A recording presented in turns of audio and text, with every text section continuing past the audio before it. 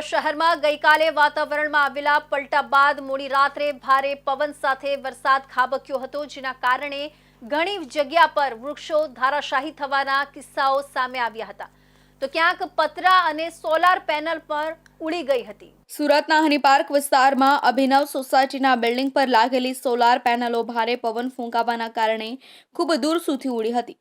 મુક્તાનંદ સોસાયટીમાં પણ ઉપર ટેરેસના ભાગે સોલાર પેનલમાં લગાડેલા એંગલ ઉડીને આવતા સીધા પાણીની ટાંકીની આરપાર નીકળી ગયા હતા। એટલું જ નહીં, પરંતુ જે પેનલો હતી તે પેનલો નીચે પાર્ક કરેલી ગાડીઓ ઉપર પણ પડી હતી, જેને કારણે ફોરવ્હીલને પણ નુકસાન થયું હોવાનું જણાઈ આવ્યું હતું। ભારે પવનને કારણે ઉડીને આવતી સોલાર પેનલ જોખમી પુરવાર થઈ છે, ત્યારે વાતાવરણમાં પલટો આવ્યા બાદ મોડી સાંજે ભારે પવન ફૂંકાયા હતા, તેમજ કેટલાક વિસ્તારોમાં વરસાદ પણ ખાબક્યો હતો।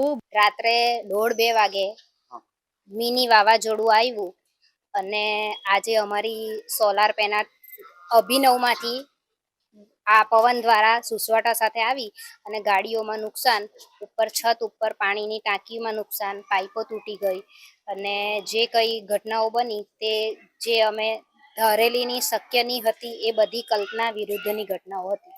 ગાડીઓના કાચ બધા તૂટી ગયા, ગોબા આજુબાજુથી બધા દરવાજામાં ગોબા, બોનેટ આખું, બધી ગાડીઓના આ બાજુવાળા અંકલની ગાડીમાં પણ બધું નુકસાન અને ઉપર પાણીની પાઇપો બધી જ તૂટી ગઈ અને પાણીમાં જે આપણી ટાંકી છે એમાં પણ ઘણું મોટું ગાબડું છે, જેના લીધે પાણીની ટાંકી આજે પાણી ભરાયું નથી। અભિનવ સોસાયટીમાંથી સોલર પેનલ 500 મીટર દૂર અંતર છે અભિનવ સોસાયટીનું, ત્યાંથી ભયંકર મિની વાવાઝોડા સાથે ઉડીને સોલાર પેનલ અહીંયા મુક્તાનંદ સોસાયટીમાં પડી। વધુ પવન ફૂંકાવાના કારણે વેડ રોડ, રાંદેર, અડાજણ, ડિંડોલી સહિત 8 વિસ્તારોની અંદર વૃક્ષો ધરાશાયી થયા હતા।